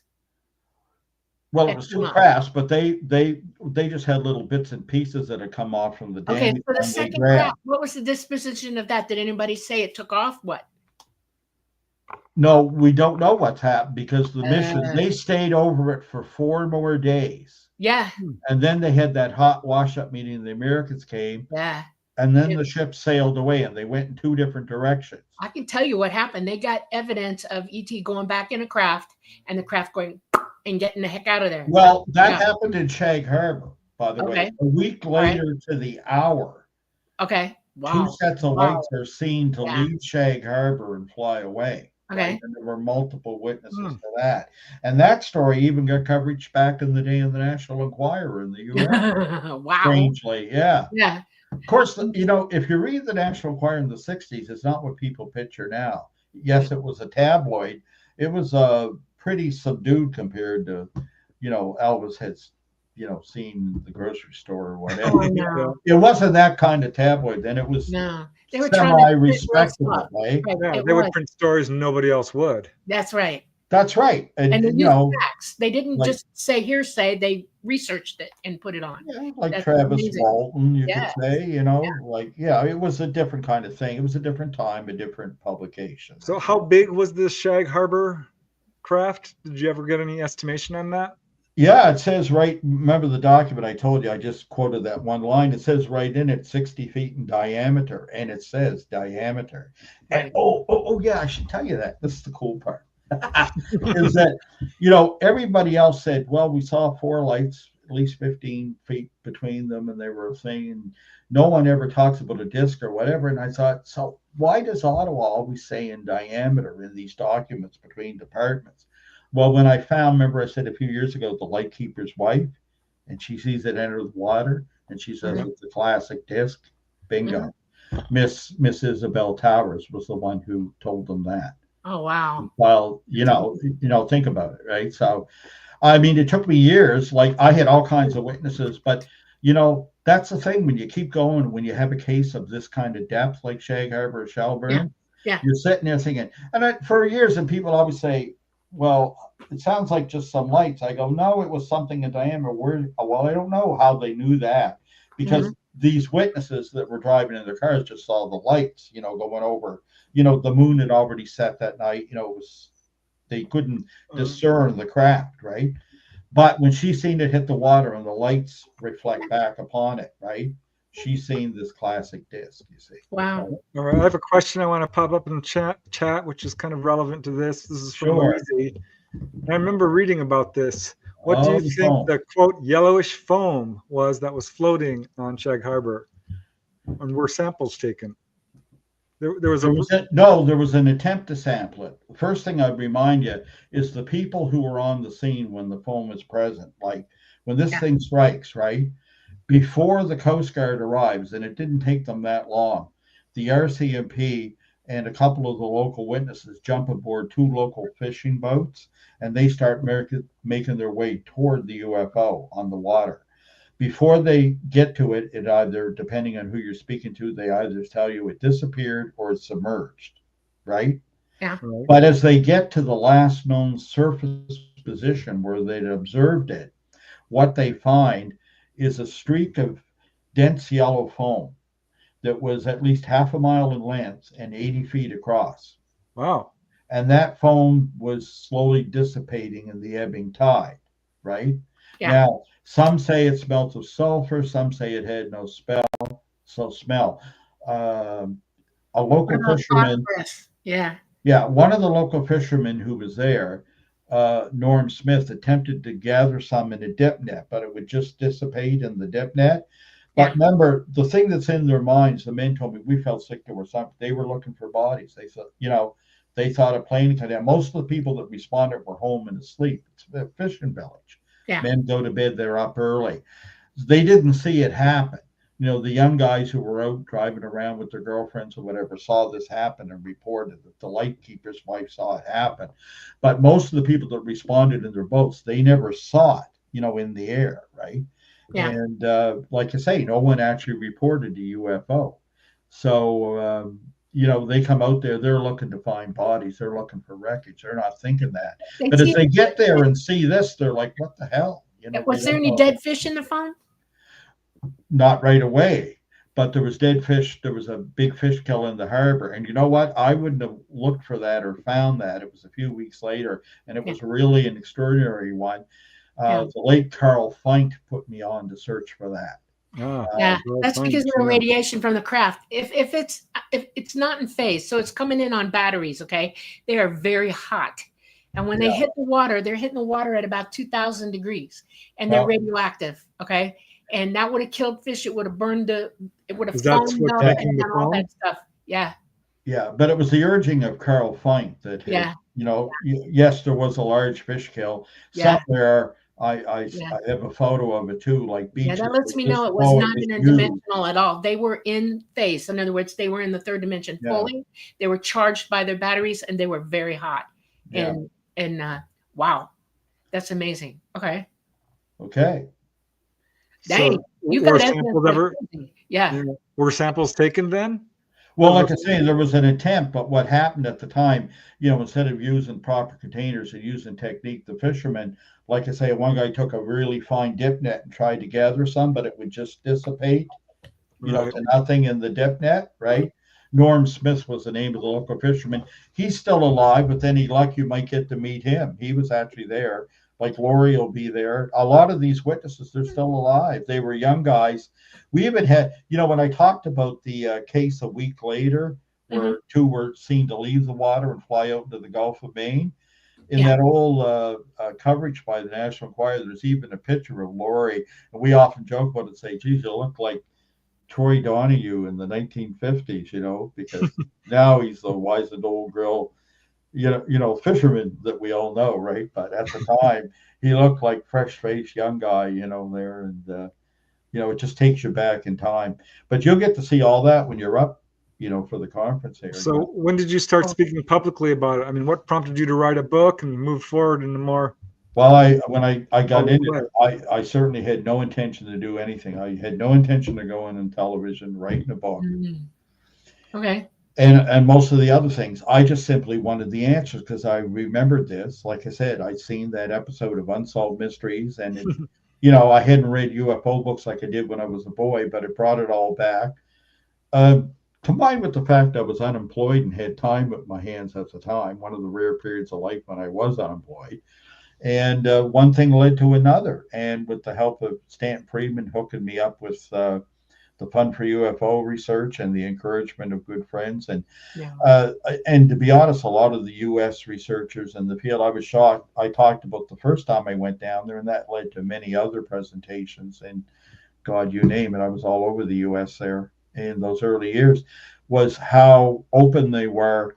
Um, in fact, you just brought back a memory. It's really cool. That first time I told the story, it's like the first time in anything, there's a certain magic to it, right? When I was done, Yep. you know how I talked about the first two people to come up were Kevin Randall, who we're going to have this year, the Lakeville class, who he brought up and I wanted to hate, and I just felt sorry for this poor old guy with bad back pain at the Mhm. time. Aw. But I could tell some stories about that later, but no. Mhm. Anyway, and not that interesting, but oh, That's amazing. anyway, the third person to come up, there was third and fourth, there was an elderly couple that came up. I don't know their names. I'm not sure I ever know who told me to thank me, and they were smiling. They were quite elderly, I remember. And they said, thank you, thank you. My God, we needed this, they said. They just felt like it's made it legitimate. Right. They were so, and you could see it like that kind of joy in their face. And, Yeah. that really, it was just, it stays with you. I can see them in my mind all You these bring years you bring up later. the point is this. It's one thing to know about information. It's another to have lots of corroborating evidence and people who saw it, people Oh, you yeah, physically talk to, because this is a real phenomenon. This is real. that's right. And the But I people who've mean, seen it and need to know or know about it need to know that it is real. And that helps bring home, it brings so the bacon to them, it's real. yeah, yeah. Yeah, it's not enough to just answer the question, as I often say to people, you got Yeah. to crush the question. You know, There you go. like I mean, and I mean, I must admit, it's enjoyable when people say, there's times like when, I've been looked into a sighting or I've claimed something and somebody asked how and I answer it, and they later claim, like there was a MUFON investigator once that said, well, I think here's what he really saw. He didn't understand, and when I sent it back to him, I thanked him for his effort, which I didn't agree with. I didn't criticize. I just thanked him, and asked him what I thought, and I told him, and wasn't going to tell anyone else. But I CC'd the director of MUFON in Canada at the time because he had asked me to report to him, and put it in the files. And when he seen what he sent to me, he was like, "Oh Jesus!" He says, "You guys got to talk. You got to. He'll chew you up." Well, no, I wouldn't do that. But he was like, they were so concerned, right? And I can remember, on something like the third or fourth trip, I remember being invited to a meal. There's a bunch of the MUFON people around, and they were talking about Stanton, and he had this great reputation as somebody that you didn't criticize or mess with. And I just sit there and listen to the stories. And he says, well, what so and so's mistake. He went on, disagreed him with on TV. And I remember Antonio Unitas said that guy there does it all the time with him. He can't disagrees with him, tells him he's wrong on TV. And he goes, well, what does Stanton say? He goes, nothing. And I thought this was so funny. I said, no, it's not like that. Stanton knows we disagree. We get along. I said, he's a teddy bear, and they just looked at me like I was crazy. Wow. No, I really respect Stanton. He was talking about UFOs long before. Oh, yeah. That's right. Yeah. That's All right. amazing. I'm going to pop up a few more questions because we are slowly we're at the last quarter of the show here. Yeah. This is from the Astral Tourist. I have a question for Chris if time allows. This is actually before we started the show. Do you see a lot of the black triangle UFOs up in Canada? He says he recently saw some while doing astral projection. Very interesting. Well, I've seen some. There was no astral projection needed. And again, it was back in the 90s when we had a bit of a rash of them. Don Ledger, my co-author on Dark Object, investigated a great case here where they had radar proof of an extremely large one here, and he did a good investigation into it. I saw two pass over very quickly in a pair one night. It was most impressive. But this was in that period when we were getting a lot of triangle sightings worldwide there. Yeah. And, from Phoenix to Belgium to whatever, Yeah. Very cool. Just one more thing that, like I say, if one had any doubts, it's one thing to do the work. It's one thing to hear the voices, have the text and the documents, but seeing is still believing, boy. And, Yeah. I'm just going to say it. The triangles are TR-3Bs. Those are back engineered craft. And they've been flying since the late 70s, early 80s. All I know is they're triangles, and they pass over. ET doesn't fly black crafts ever. They don't, and they don't fly triangles either. Our government does. And they in the late 70s, the first half that they were flying on, they flew them with the white thing in the center and the lights on the red lights on the points. And then after the 90s, it went the other way. It was the white light in the middle and the red on the points. So you have. That's how these were, in fact. Yeah. Yeah, and those are TR-3Bs, and those are ours. They belong to the U.S. Yep. That's kind of interesting. Well, here's another question This one's from Michael Kennedy, who he's right up on the cutting edge of what's going on, because I don't know about this. From Skywatchers, that UFO group, any counts on the newly released 9 UAP types. I'm gonna have to look into that. I don't know about this. Well, the one thing I can tell you is, and I don't know if that's one of the 9 because I haven't looked at that as a sort of charted separate, subgenre of anything. But I can tell you this, that, the sightings that were linked to the USS Teddy Roosevelt, the ones where you had the sphere, the cube inside the sphere or whatever, that kind of craft, right? Myself and 60 other people had an hour and 20-minute daytime sighting of one of them here in Nova Scotia on September the 15th, 2018. It got a lot of press coverage here in Eastern Canada, and we shot an hour and 20 minutes of video. I'm not the copyright holder. Yeah, you said you were going to show me that, by the way. I want to see that. That's cool. When you're up, I will show you. I'm not the copyright holder, so I can't give you okay. I'd be glad to share it with you for I would research. love to see it. Yes, because they're arraying. That's what we're fighting. Yeah, It's they're impressive. showing off to you because they look transparent, Yeah. right? Yeah, daytime. I got there for the last 7 minutes, but I've got a 10-minute excerpt of a fellow who filmed it for an hour and 20 minutes, and it was impressive. I mean, again, so unusual in Nova Scotia. That day we had there's no cloud cover or haze, like a Windex blue sky. I mean, perfect viewing conditions. And you know what you're looking at when you see it, and. At its last closest approach, I was lucky enough to have a pair of 7-power binoculars, right? Yeah, quality ones, focus free, and I got it right on it. And to look into it, it was very disorienting. The geometry inside and that it was impressive. And the 3 or 4 friends who were with me that day that were experiencing this all experienced it and kind of had an Oz factor. And in totally different ways. And you know, to have a UFO experience, sighting, encounter, whatever, you need two things. You need a witness, you need an experiencer and a UFO. And it was interesting. I watched them as much as I did the object toward the end. And I Yeah. was glad I did it. It gave me such insight, you know. Yeah. They're very cool. Yep. Yeah. All right. We have another question. This is a good one. I'm curious about this. I've done a lot of research into USOs myself. I've got a few Oh, cases with USOs going pretty much as fast as we see in the sky. And Mountain Dan is asking about this. What is yeah. the fastest USO clocked that you heard of? Locally, the fastest I've heard of locally, where a numbers assigned and there was some data to back it up, would have been in the order of 100 knots. But I've certainly seen reports of them going much faster, like you say, Preston, like one would see in the atmosphere as opposed to under. But I mean, 100 knots, even in the early 60s, there's a case of a Canadian naval ship, HMCS Chaudière.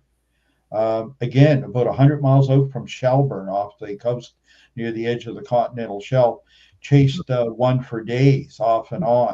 And it was doing 100 knots or more. And it would play cat and mouse and let the ship catch up and then just gone, eh? And impressive. But I've heard of cases where they've been at least 3 times that speed. And I would suspect much faster still. Yep. Yeah, certainly much faster than anything we got. We know that.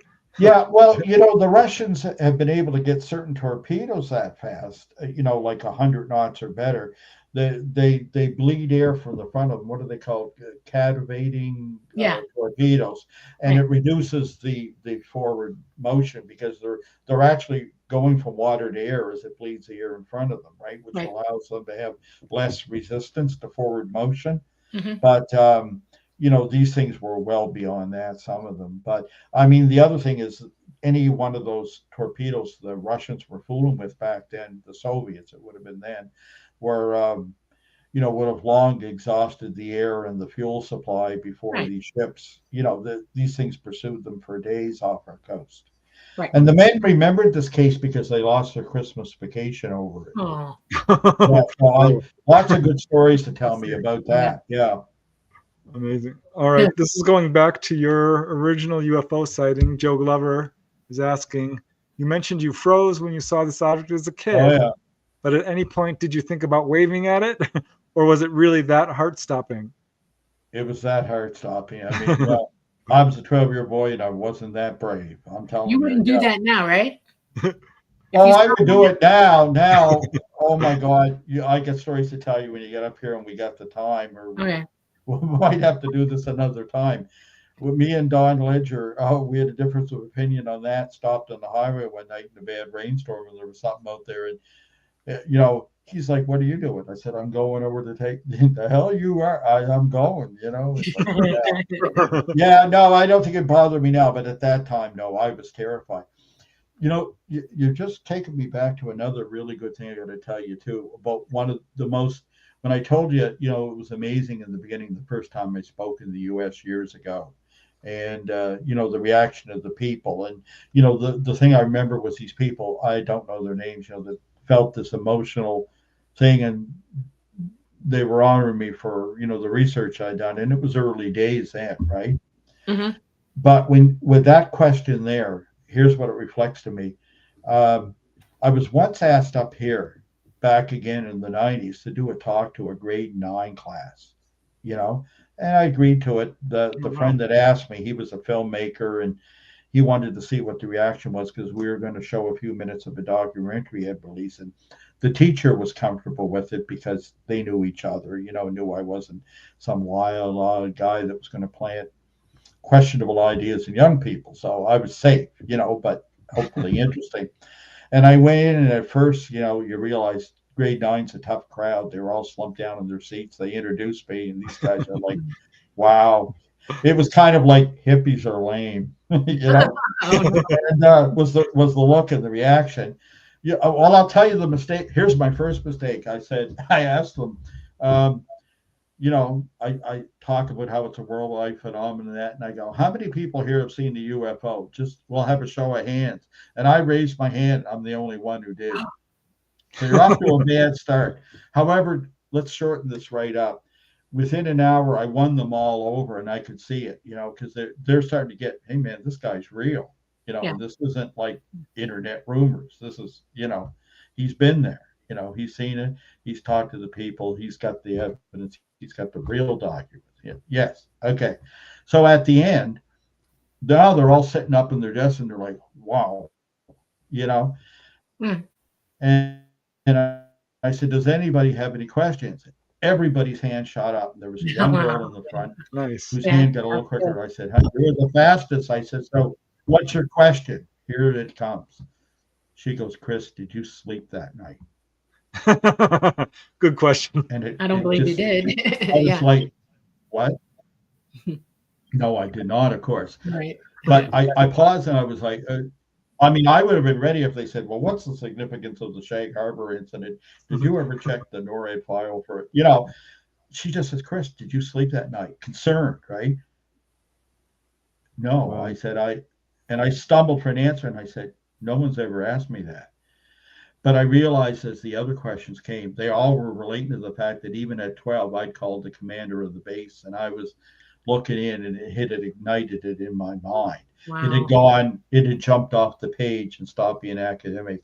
But to this day, again, like the elderly couple in Greensboro, North Carolina, I can see this girl's face in my mind when, she's in that desk in front of me, looks up, Chris, she goes, did you sleep that night? And That's they really were poignant. seeing it through the eyes of a 12-year-old. Made me think of your book too, that came out there not long after. Well, yeah, somewhat after that, didn't it? Schoolyard Encounters. Right. Great Wow. book. Yeah. No, because they don't have all the preconceptions we do. Yes, the audience is contaminated, and so are grade 9s.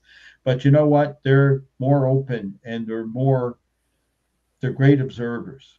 Exactly. Yeah. And they're open. And because, like I tell you, man, these guys were slumped into Satan. They were like, hippies are lame. But an hour later, they weighed me up as, no, he's cool. It's legit, right? But little did I expect to hone in on me and take it to that personal level. And this girl wanted to know that. And it just has always stayed with me. And that's what makes it real. And it's that kind of thing that I think made me stay with it, made me become that obsessed guy that, I don't quit. I don't go away, like just tell me I can't. And that's where I begin, that's I'm it. curious, how close was that orb to you, that small UFO? At its closest, I would have been 50 feet. It knew you were there. It could hear you. Oh, It very absolutely likely. knew you were there. And It knew that you were terrified and it was not going to upset you and it was going to let you have your way. Well, It would have upset me anyway. Unless it took you on board and you don't remember. I don't know, but I'm Hey, pretty stranger positive things have happened. it knew you were there. It 50 Well- feet, it knew. It saw you. They don't miss a thing. And it can hear you think. They do. They're that psychic. I've come to realize that whenever someone sees a UFO in a few hundred feet, absolutely, this is an intentional kind of event. Right. Yeah. Proximity is a big factor. Absolutely. The closer you are, That's right. proximity is a big thing. Yes. The closer you are, the more it can control witness perception. Correct. I want to pop up a question from Heidi Hansen and maybe expand on it a little bit. She's asking, Chris, what is your most amazing experience with the UFO area you have ever had? So I'm assuming your 12-year-old experience was pretty amazing. And of course, the Shag Harbor and Shelburne incident are probably the most interesting you've investigated. But what's the most interesting case you've ever investigated as well, including, that your own personal experience? Other than Shag Harbor and Shelburne. Well, it would have to be that Cape Sable sighting in 2018, right? Because, 60 people, daytime video, like the crowds there, it was undeniable. Correct. You know what I mean? Yeah. It was undeniable. It's like the schoolyard, they were showing off for you guys. Absolutely, they knew what they were doing for you guys. You were being shown. I have a question. It's burning in my head, and it just popped back in. Did your father ever say anything to you about Shag? The incident? Well, he would talk openly about Shag Harbor. Okay. And I would ask him about the Shelburne story because even though I didn't have it and couldn't say for sure, he knew I was pursuing that, right? And Okay. I'd say, "Did you ever hear of?" No, no, never heard that. Right? Yeah. Um, but we talked openly about Shag Harbor, and of course, he knew the Granby divers. I remember some of them, Yeah. coming to our house and playing crib, and you're a boy, sitting on the floor like trying to listen into adult conversation, and they're drinking gin, and Mm. it comes back to me, right? Like at the table talking, and I mean, I actually remember them talking about Shag Harbor once they had enough to drink one night. Not Shag Harbor, but Shelburne, or like dancing around it. I'd say, Yeah. enough that But even as a young boy, in fact, you know what? Recently, for the sake of a TV show I did there, um, I didn't have any pictures of me that young, and my cousin found a picture of me 5 holding a Ooh. boat my dad had just given me coming back from the Oh, mission. that's awesome. And I know that because the house I'm in, we lived in a very short time.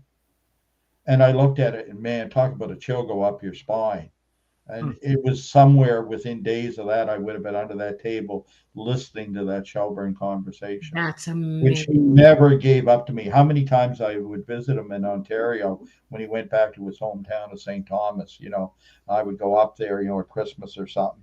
And, inevitably he'd ask, well, do you ever see Leo? Do you ever see this diver, that diver? Do you ever see, yeah, we talk about. And I'd say, you sure? He never mentioned anything of it. No, and he never give up any of it.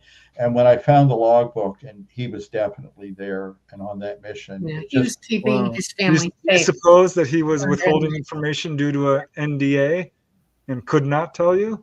well, I think it was duty. I mean, I think I cover it well in the dedication in the book to all those Cold War servicemen that I say I thank them for those who gave me the information and those who did their duty and took it to the grave. I said, I respect them both equally because, it was a time when duty was everything.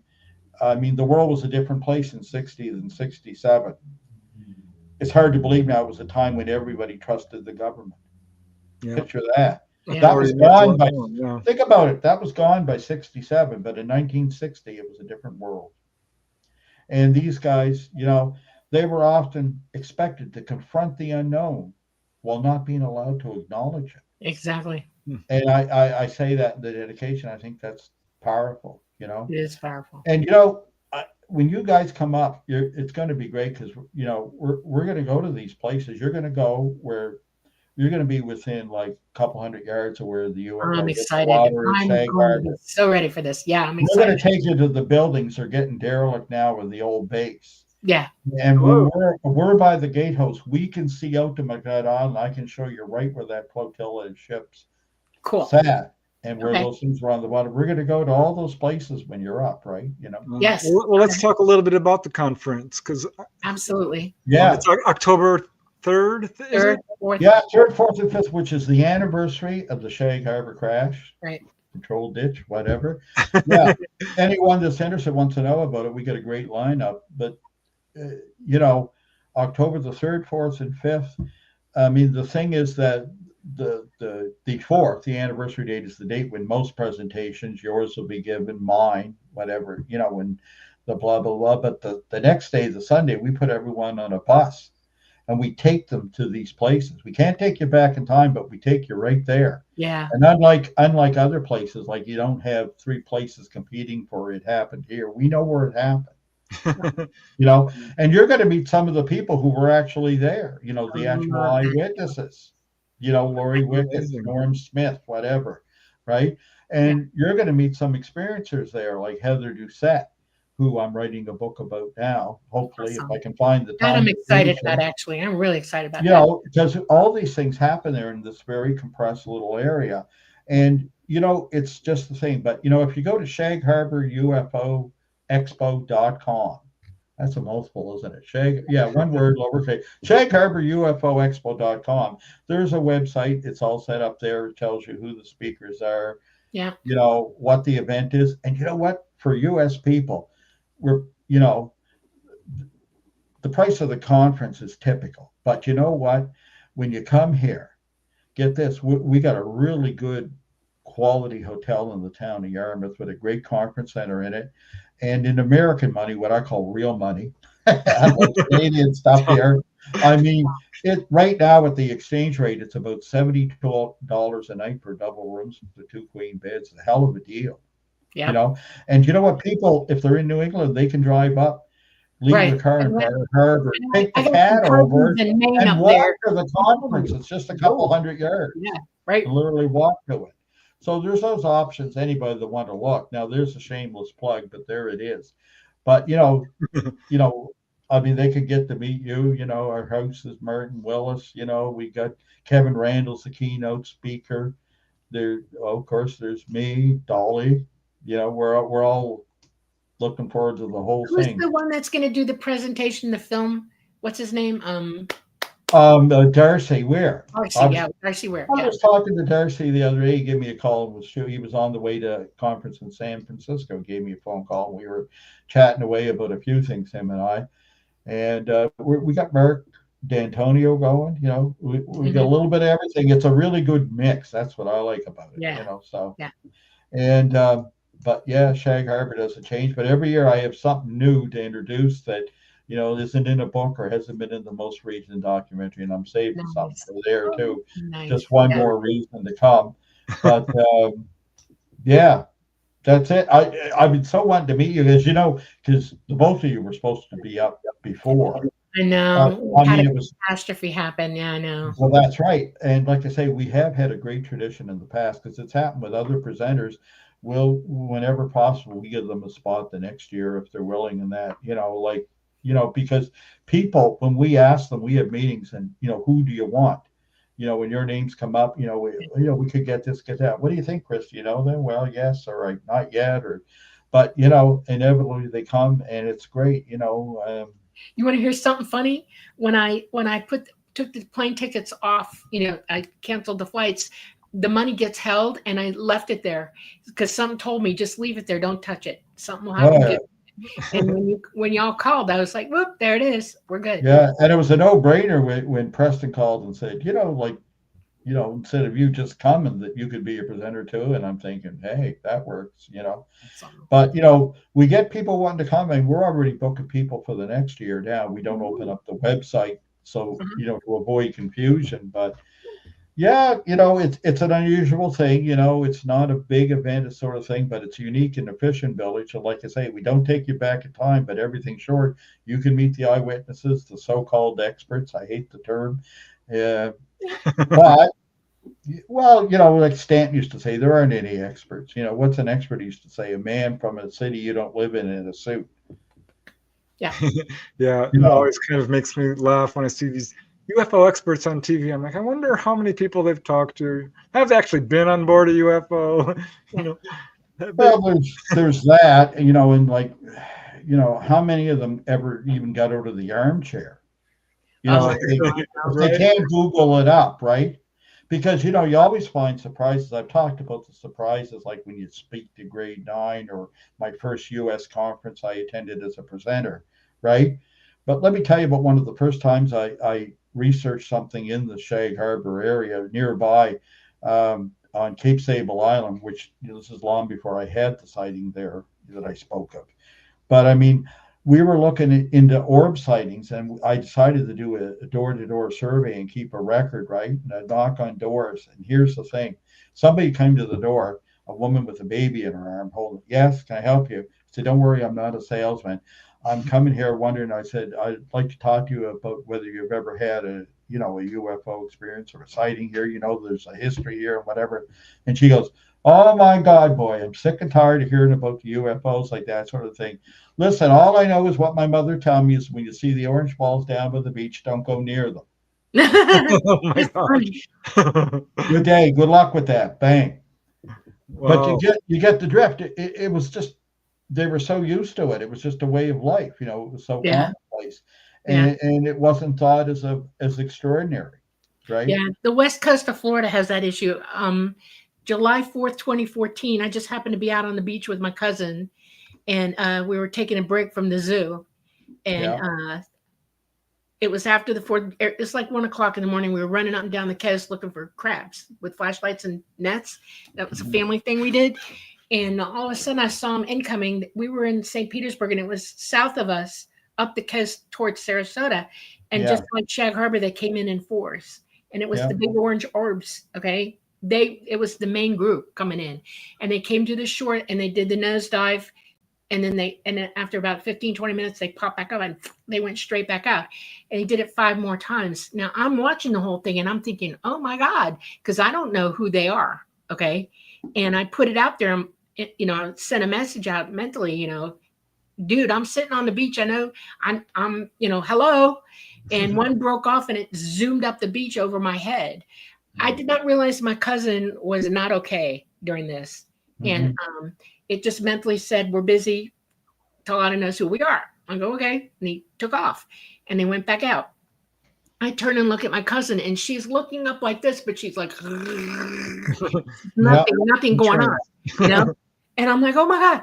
And when she finally came to, we went back to the hotel. We were in this big round hotel, had a restaurant that's circled at the top of it. I can't remember the name of it now. Anyway, we went back to go to bed. And she woke up about an hour after we went in there and she said, we have to leave. We have to leave right now. And I'm looking at her, what's wrong with you? We need to sleep. I'm tired. She said, no, pack. And I'm like, oh my God. So we packed and she drove all the way back to the zoo like she was under a trance. She walked in the door. She went to her room. She shut the door and plopped and didn't remember any of it the next day. And I'm like, wow, what the hell? Yeah. And, it blew me away. And then Talata's like telling me that's my contact. And he's saying, oh yeah, it goes on all the time over there. A lot of people see it, but they wipe it. The government won't let y'all know the truth. This is in St. Pete's, Florida. Yeah. On the West Coast, St. Petersburg. Yep. All right, you guys, we're out of time. But oh my goodness. Pop up your books again. Give everyone a chance to check these out. Impact to Contact, The Shag Harbor Incident, Chris Stiles and Graham Sims. The world's only officially documented UFO crash. So amazing, Chris. The research you've done on this incident. Yeah, I think I consider this probably one of the best documented UFO cases in the world. I mean, it's right up there with Roswell and a few other incidents, but not a lot like this one. Amazing. So thanks very much for sharing that with us. There is a previous book on this, but I would check out this one, as it's more comprehensive.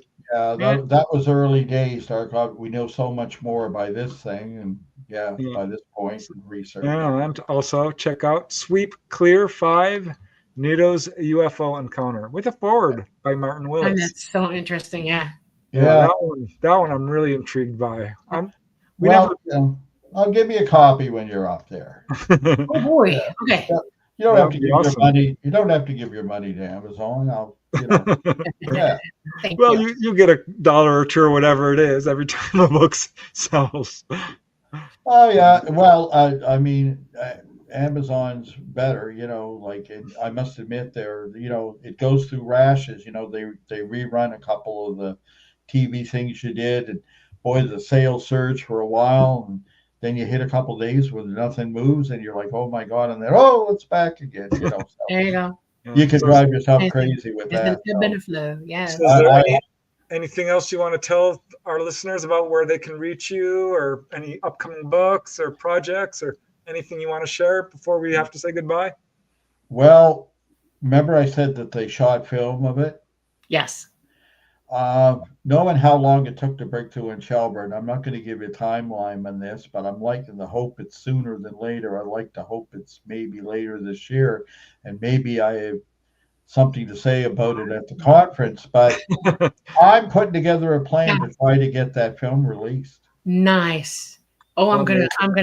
It's a long shot, but it's not impossible. I've got a bit of a strategy here, And you know what? I've had luck with long shots.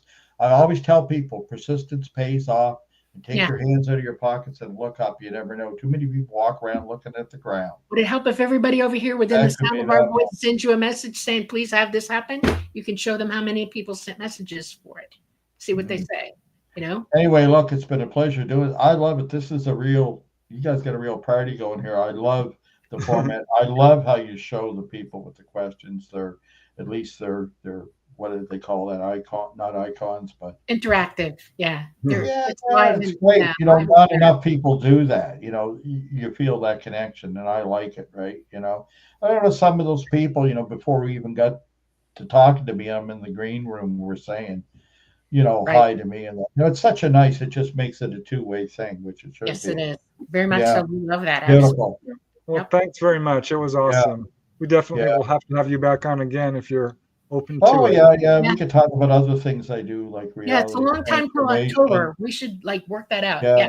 There's Okay. other cases that didn't warrant a whole book, but it'll happen down the road sometime. And I can't wait to meet you guys personal where, you We're know, you're not excited. on my screen there. Looking Yep. forward to it. We're going Very to have a cool. blast down there. Yeah. All right. Well, we're Thanks so pushing much. our time limit, so we really do have to wrap this up now. But thank you, Chris. Yeah. Thank you, Take care. everyone. Thank you, everyone, for joining us on episode 102 of The Light Gate. Our guest has been Chris Stiles.